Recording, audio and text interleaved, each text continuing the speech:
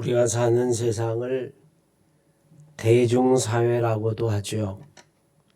개인 한 사람 한 사람의 의미는 축소가 되고 개인이 모여서 집단이 되고 무리가 되면 그 영향력이 커질 뿐만이 아니라 권력을 쥐게 되고 정치, 경제, 사회, 문화에 전반적으로 영향력을 미치게 됩니다.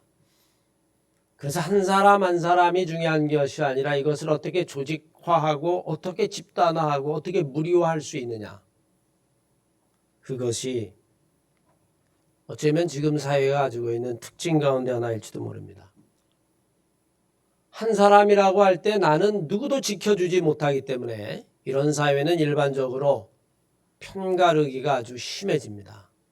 내가 이쪽 편에 있든지 아니면 저쪽 편에 있든지 어디에 속해 있어야 나를 지켜줄 것이고 나를 보호해줄 집단이 생기는데 여기저기도 속하지 않고 중간에 끼면 어려운 일이 당했을 때에 아무도 나를 지켜주지 않고 나는 방패가 없다.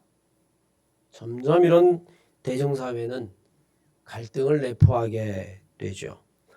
이런 사회는 한 사람의 희생이 99을 위해서 당연하다. 이런 사회가 되어버리고 맙니다. 그러다 보니 이런 대중사회는 한 개인의 소중함이나 개인의 특성이나 개인의 인격은 철저하게 무시당하는 경우가 대부분입니다. 하지만 이런 대중사회는 사실 반드시 좋은 것만은 아닙니다. 때로는 성경의 가르침과 정반대의 상황이 벌어지기도 하죠. 하나님은 천하보다도 한 영혼을 더 소중히 여긴다. 그렇게 말씀하십니다. 마태복음 18장 이하의 말씀에 보면 주님이 우리에게 물어요. 너희들의 생각은 어떠냐? 한 양치기가 있는데 양 99마리를 두고 길 잃어버린 한 마리의 양을 찾아 나선다. 너희들의 생각에는 어떠냐?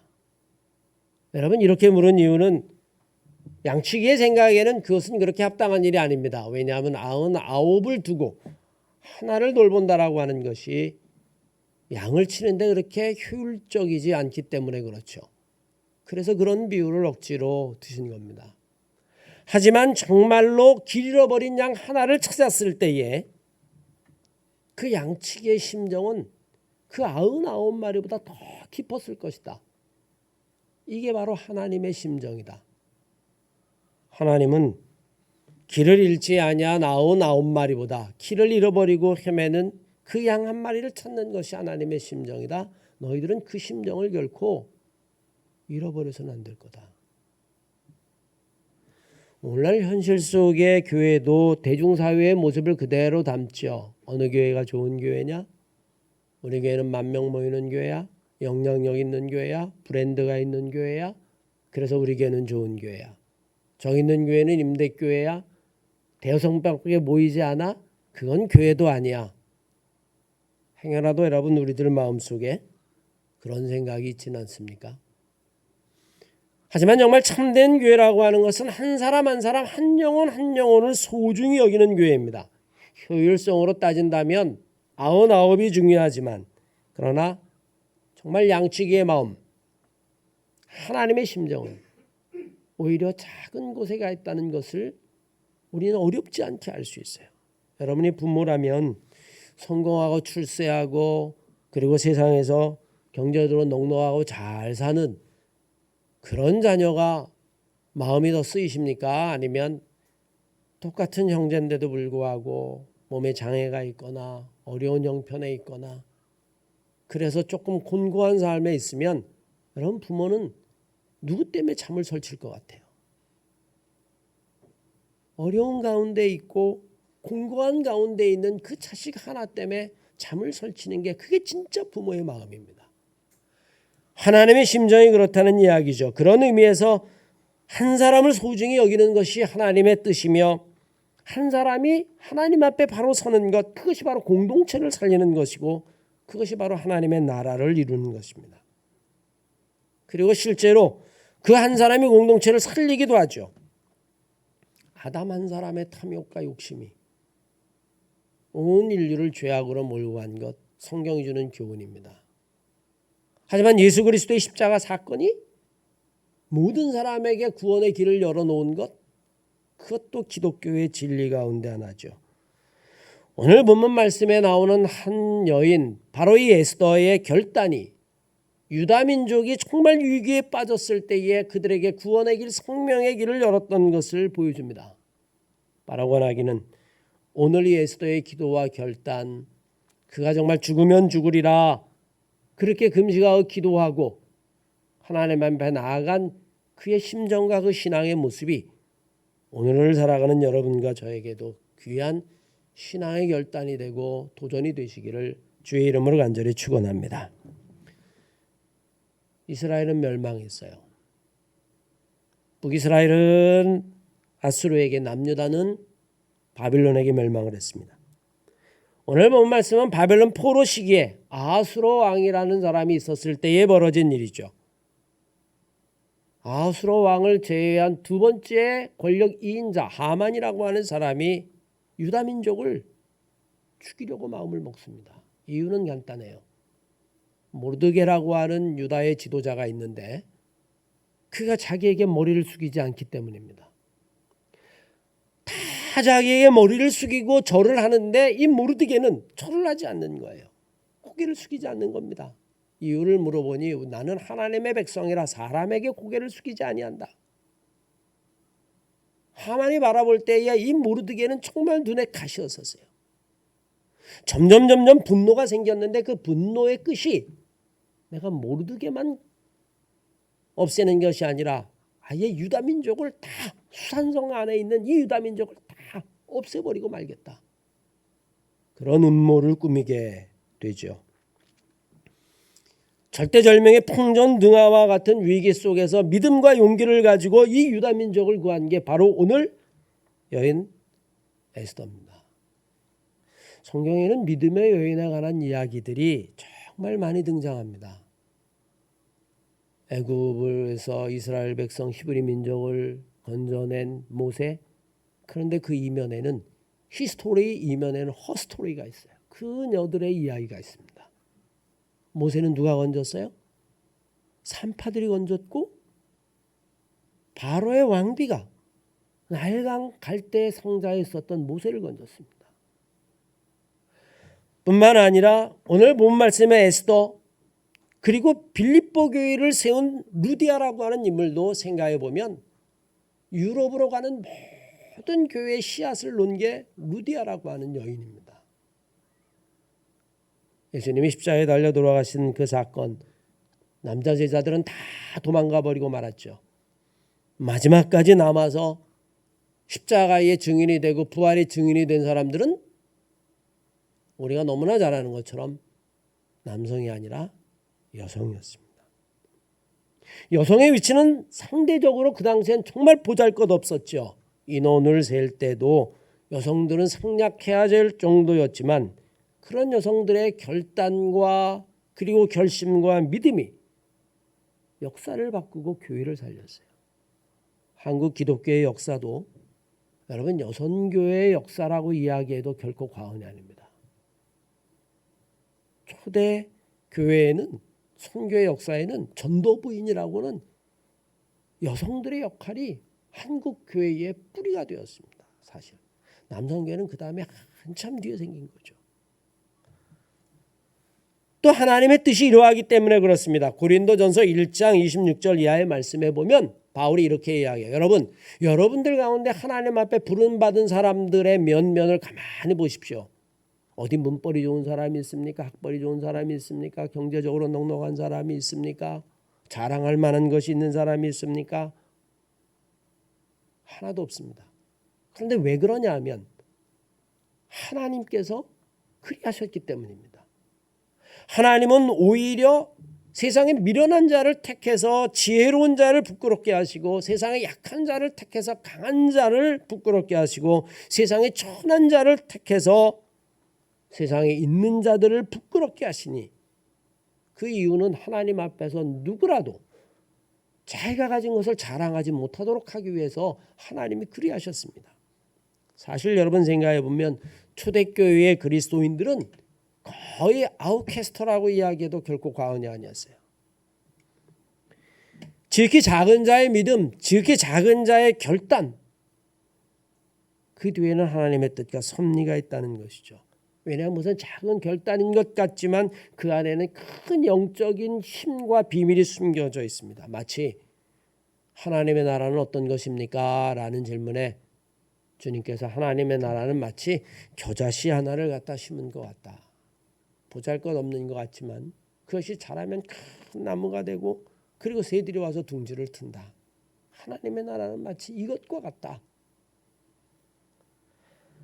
주님의 말씀을 마음에 새기면서 우리는 에스더의 결단을 통해서 하나의 결단, 작은 결심들이 민족을 살린 것처럼 여러분들의 신앙의 결심들이 여러분의 가정을 살리고 교회를 살리고 주변에 몸담고 있는 모든 사람들을 살리는 그런 놀라운 하나님의 은총이 드러나는 그런 사건들을 살면서 경험하시고 체험하시기를 주의 이름으로 간절히 축원합니다. 오늘 여러분이 에스더의 결단, 죽으면 죽으리라 라고 하는 이 결단 속에서 우리가 찾아봐야 되는 교훈이 있습니다. 먼저 에스더는 자기가 할 수 있는 일을 했다라고 하는 사실이에요. 이미 말씀드린 대로 유다 민족의 위기 속에서 이 위기를 해결할 수 있는 자리에 있는 사람은 오직 하만보다도 높은 자리에 있는 아하수로라고 하는 왕뿐이었어요. 왕이 아니고서는 그 하만이라고 하는 사람의 음모와 권세를 꺾을 사람이 없었습니다. 그런데 아하수로에게는 아무도 나갈 수가 없어요. 왜? 이미 망한 나라의 식민지 백성이 어떻게 여러분 승전국의 왕을 만날 수 있어요? 그런데 그 자리에 딱 연결될 수 있는 사람이 하나 있었는데 바로 에스더라고 하는 여인입니다. 우리는 살면서 내가 원하든 원하지 아니하든 내가 있는 자리가 필연이라고 하는 생각이 들 때가 있습니다. 왜 하필 날까? 우연이지. 그런데 여러분 신앙의 눈으로 지내놓고 보면 우연이 아니에요. 왜 마리아인가? 여러분 한번 생각해 보시오. 수많은 동정녀, 수많은 여성들이 있는데 왜 하필 마리아를 택해서 이 마리아로 하여금 동정녀 탄생을 하게 하고 예수 그리스도를 이 땅에 오게 하셨을까? 타인들에게는 여러분 그것이 어떻게 보일까요? 그냥 우연히 수많은 사람들 가운데 하나 마리아를 택한 것이지 맞습니다. 그러나 여러분 마리아의 입장에서 보면 그건 숙명이고 필연이고 우연이고 섭리고 하나님의 뜻이에요. 피할 수 없는 겁니다. 사실 이 에스더도 마찬가지입니다. 왜 하필 에스더인가? 그녀가 왜 그 자리에 있게 되었는가? 유다 민족의 지도자였던 모르드게는 상황을 이렇게 생각합니다. 이렇게 말합니다. 에스더야, 네가 만약에 왕에게 나가는 것이 목숨이 위태로워서 나가지 않으면, 그래서 네가 잠잠하면 하나님이 어떻게 해서든지 유다 민족을 구원하기는 하실 거다. 그러나 너가 그 자리에 있다라고 하는 것, 그것이 바로 이때를 위함인지 아닌지 누가 알겠느냐? 아무도 모른다는 이야기죠.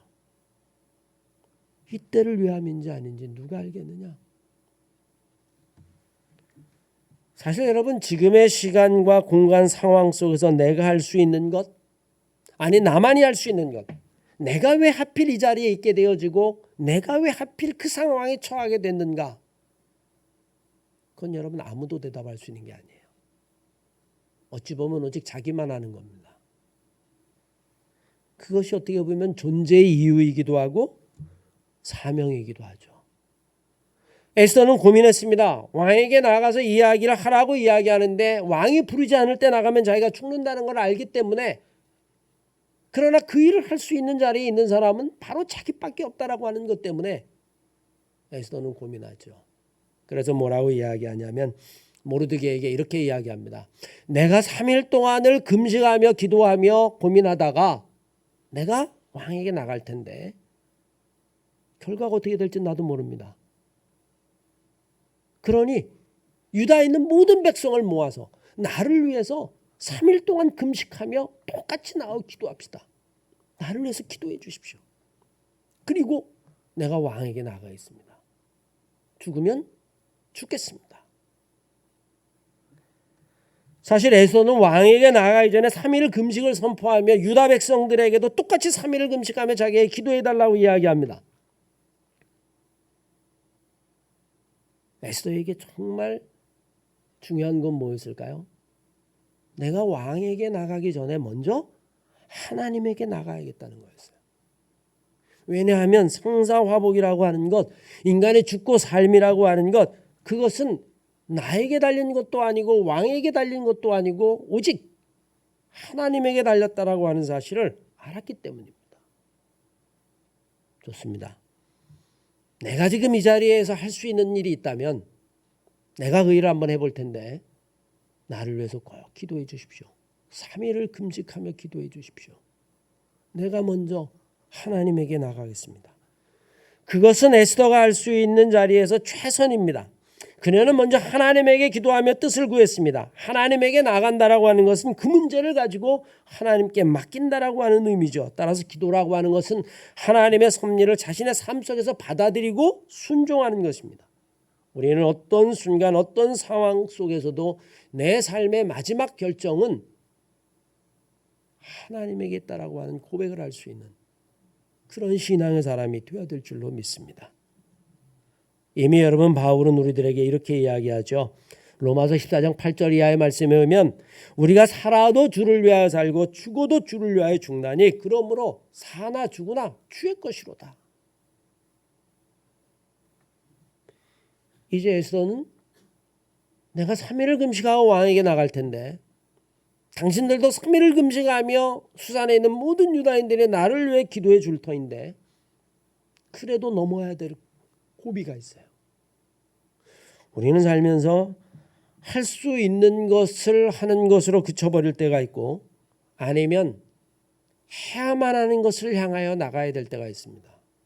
오늘 에스더는 할 수 있는 것을 넘어서 해야만 하는 것에 봉착했어요. 할 수 있는 자리에서 모든 걸 다 했습니다. 3일을 금식했습니다. 그리고 뿐만 아니라 3일의 기도 도움을 요청했습니다. 이것으로 문제가 해결되면 얼마나 좋겠습니까? 저는 여러분이 이 대목에서 이렇게 생각해 봐요. 이 3일을 하는 동안에 에스더와 수산에 있었던 유다인들의 기도의 제목은 뭐였을까? 제가 만약에 3일 금식 기도를 선포한다면 이렇게 했을 겁니다. 하나님, 하만의 마음을 바꿔주십시오. 그럼 왕에게 나갈 것도 없잖아요. 하만의 마음을 바꿔주십시오. 어떻게 보면 제일 안전하죠. 에스더가 나갔다가 왕의 마음을 바뀌지 않아서 죽게 되면 어떻게 되라고? 그러니 가장 쉽고도 가장 좋은 방법인 건 뭐예요? 하만의 마음을 바꿔주십시오. 사실 저도 기도하면서 이런 기도를 목회하면서 많이 하죠. 하나님 누구의 마음을 좀 바꿔주십시오. 여러분들도 많이 기도하지 않습니까? 그런데 때로는 안타깝게 그 사람의 마음은 안 바뀌어요. 절망하죠.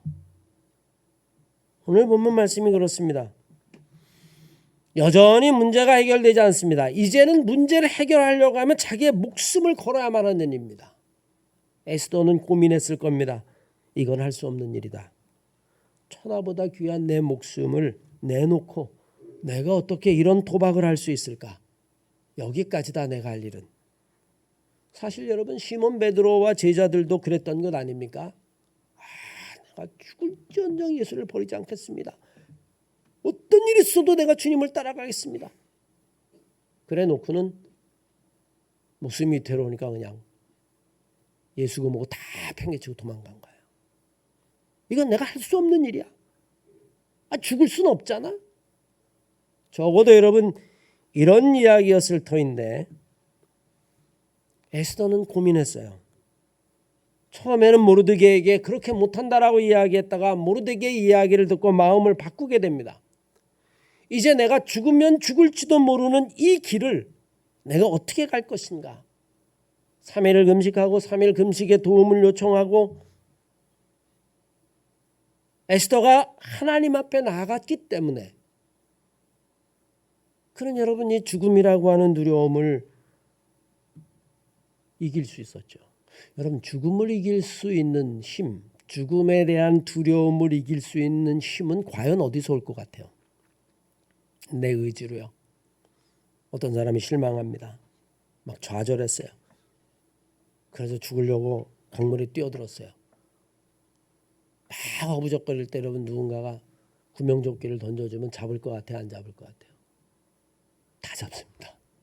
그래서 건지는 거예요. 여러분 아시겠습니까? 그냥 잡는 거예요. 무의식으로 잡는 거죠. 건져줄 사람이 없으니까 빠져 죽는 거지.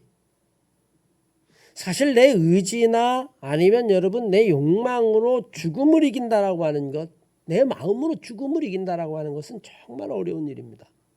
그러면 죽음에 대한 두려움뿐만 아니라 죽음을 이길 수 있는 힘은 과연 어디서 올까요? 그 힘은 오직 초월자이신 하나님을 만난 사람, 오늘 본문 말씀에 의하면 기도하고 금식하며 하나님에게 나간 사람, 그래서 인간의 생사 화복은 인간의 손에 있는 것이 아니라 하나님 손에 있다라고 하는 것을 확신하는 사람, 인간의 역사가 하나님 앞에 있다라고 하는 것을 굳게 믿는 사람, 이런 사람만이 사실은 죽음이 주는 공포와 두려움을 이길 수 있죠. 살고 죽는 게 하나님에게 있지.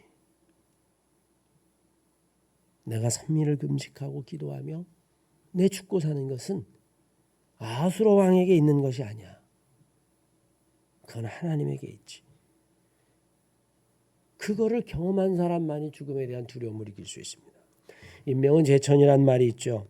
한 민족이 죽고 사는 것은 여러분 그것은 하나님의 뜻입니다. 역사 속에서 인간의 몫은 결심이지만 그러나 마지막 결과는 하나님의 몫입니다. 그 역사 안에서 내가 결단하는 것, 그건 자신의 뜻이지만 그 결과는 하나님에게 있다라고 하는 사실을 우리는 분명히 알아야만 합니다. 에스더는 모르드게의 이야기를 들었어요. 자, 이제 내가 3일을 금식하고 왕에게 나가겠습니다. 여러분들도 나를 위해서 기도해 주십시오. 그 이후에 에스더가 이렇게 이야기합니다. 내가 죽으면 죽겠습니다. 사실 우리는 해야만 하는 일, 죽으면 죽겠다라고 하는 이야기의 마음속에 여러분 에스더의 심정이 어땠을까 한번 생각해 보십시오. 나는 죽었다. 이런 절망이었을까요? 아니야, 나는 살 거다. 여러분 이런 희망이었을까요? 아닙니다. 희망도 아니고 절망도 아니에요.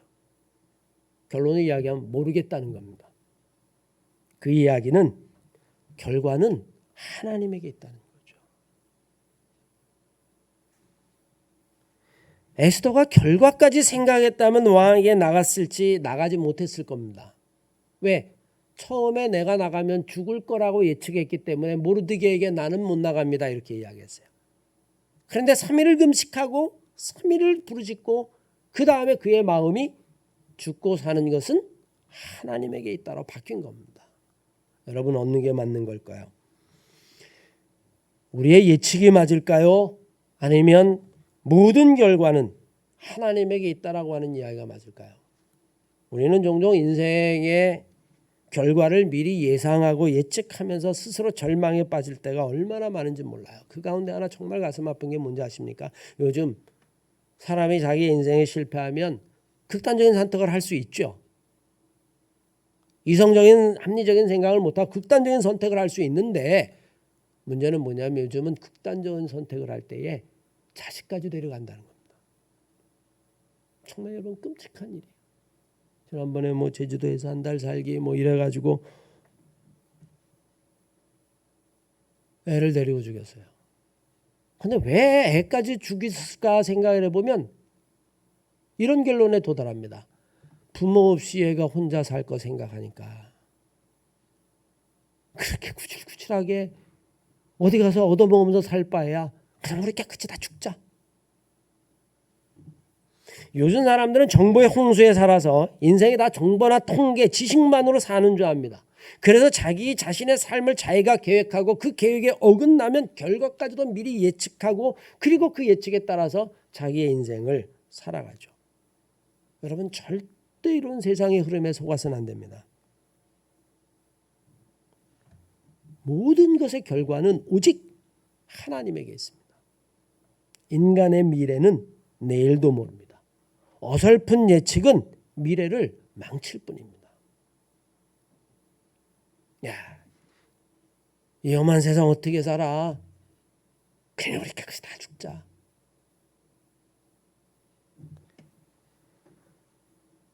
여러분 50년 전에 한 과부가 애들 넷을 데리고 살 생각을 하면 어땠을 것 같아요?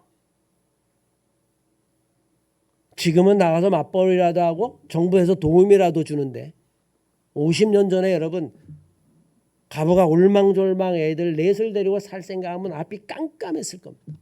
하루에 10번이라도 그냥 약 먹고 죽자 하는 생각이 들었을 겁니다.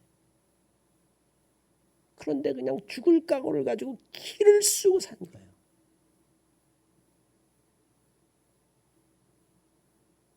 기를 쓰고 그 올망졸망한 것들을 데리고 살았단 말입니다.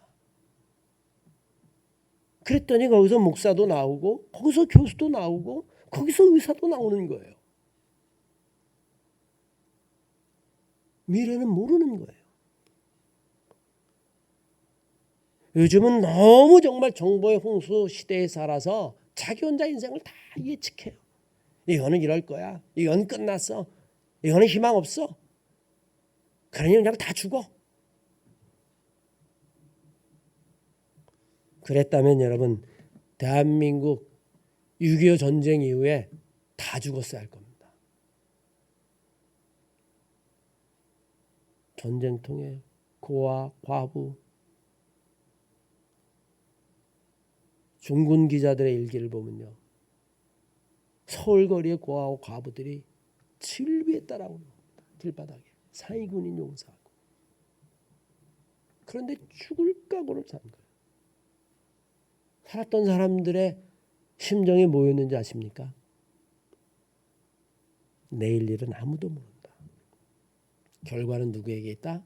하나님에게 있다. 하늘은 스스로 돕는 자를 돕는다. 오늘 본문 말씀에 여러분 에스더는 죽을 거라고 생각했지만 기도하고 마음을 바꿨어요. 죽으면 죽지. 그러나 살면 살지. 죽고 사는 건 하나님에게 있지. 그러니 내가 죽으면 죽으리다. 그 하나님을 만나는 순간 에스더는 용기 있는 결단을 하게 되죠. 여러분 에스더를 나머지 읽어보십시오. 일이 벌어지면서 에스더와 유다 민족은 다 살고 하만은 멸망의 자리에 들어가게 됩니다. 모르드게를 죽이려고 내달았던 그 장대에 그 스스로 달리는 비참한 걸 맞게 되어지죠. 최선을 다한 사람에게는 있는 자리에서 정말 목숨이라도 내놓고 살아가는 사람에게 있어서 그 결과는 하나님에게 있다라고 하는 사실을 우리는 분명히 알아야만 합니다. 마태복음 6장 34절 말씀에 보면 고단한 인생을 살아가는 우리들에게 주님이 주시는 위로의 말씀이 있습니다. 내일 일을 위하여 염려하지 말라. 내일 일은 내일 염려할 것이요 한 날의 괴로움은 그날이 족하다. 내일은 어떻게 해라? 하나님에게 맡겨라. 내일 무슨 일이 일어날지 아무도 모른다. 죽으면 죽는 거고 살면 사는 거고 어설프게 인생을 예측하고 자기가 하나님인 양. 잠언 27장 1절 말씀을 보십시오. 너는 내일 일을 자랑하지 말아라. 하루 동안에 무슨 일이 일어날지 내가 알 수 없음이라. 우리는 종종 스스로 자기의 미래를 자기가 결정해 버릴 때가 있어요. 희망도 절망도. 그래서 때로는 마지막 결과도 스스로 마무리하는 거예요. 어리석은 일입니다. 사랑하는 성도 여러분, 오늘 에스더의 이 기도, 이 결심, 이 결단이 죽으면 죽으리라 라고 하는 그의 신앙의 결단이 유다민족을 구원했어요. 사실은 유다민족을 구원한 것뿐만이 아니라 바로 여러분을 구원하는, 나를 구원하는 영적인 결단입니다. 여러분들도 오늘 에스더를 통해서 그의 결심을 보면서 정말 어려운 일이 있고 힘든 일이 있을 때에 기도하고 기도 요청을 하면서 모든 걸 맡기고 하나님에게 모든 걸 맡기고 나아갈 수 있는 그런 신앙의 사람들이 다 되시기를 주의 이름으로 간절히 축원합니다.